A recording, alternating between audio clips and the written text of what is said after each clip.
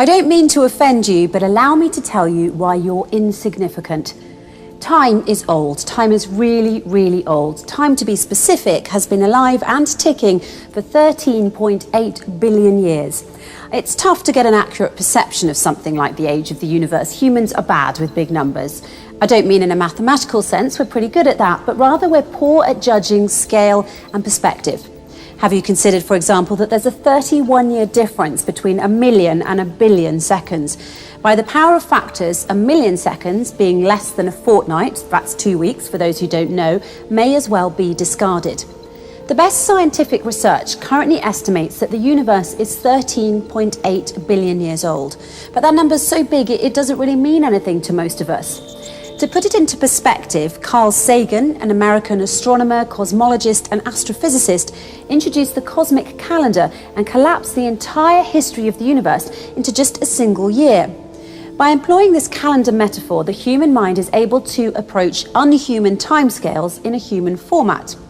In his book, The Dragons of Eden, and his TV series Cosmos, Carl Sagan popularized a method to visualize the chronology of the universe.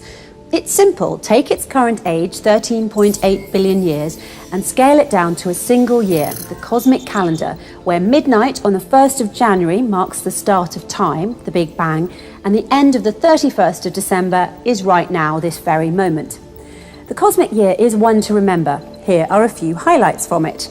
January 1st, 14 seconds past midnight, hydrogen starts to form. It's cool enough now for electrons to combine with protons. Previously, the universe had been a hot plasma of photons, electrons and baryons.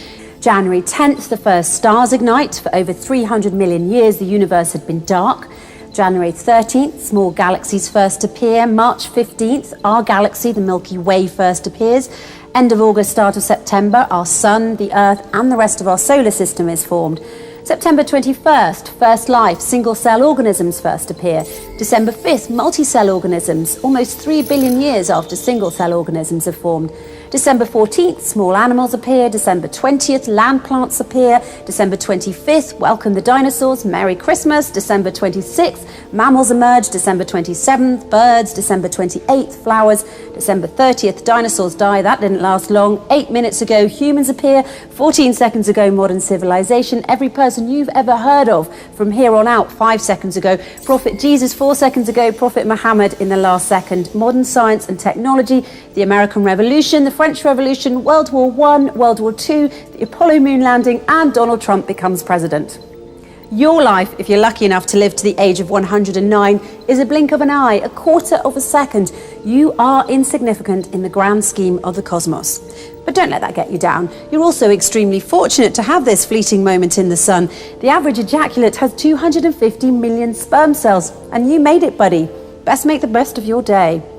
Carl Sagan's cosmic calendar did not only help us understand the age of the universe in an easier way, but it also helped us understand what is meant by two groups of verses in the Holy Quran, addressing the same topic, but written in a different way. The first group of verses says, "It is He, God, who created the heavens and earth in 6 days." And the other group of verses says, "It is He who created the heavens and the earth and what is between them in 6 days." This is the Quranic cosmic calendar revealed over 1400 years ago. And let me explain why I believe the Holy Quran introduced the cosmic calendar approach first, before Carl Sagan. The answer is simple. It's because there is a great similarity between the Holy Quran's cosmic calendar and Carl Sagan's cosmic calendar. These similarities are as follows. First, by employing this calendar metaphor, the human mind is able to approach unhuman timescales in a human format. That's why Carl Sagan popularized the cosmic calendar in the first place and collapsed the entire history of the universe into just a single year, 365 days. And the Holy Quran introduced the cosmic calendar and collapsed the entire history of the universe into just 6 days. Second, Carl Sagan's cosmic calendar tells us that the Earth was formed in the end of August, which means it was formed in the 8th month out of 12 months, which is precisely at the point when the universe was in 2/3 of its age. Now, similarly, the Holy Quran's cosmic calendar tells us that the Earth was formed in 4 days out of a total of 6 days, being again when the universe was exactly in 2/3 of its age. This is written in chapter 41, from verses 10 until 12.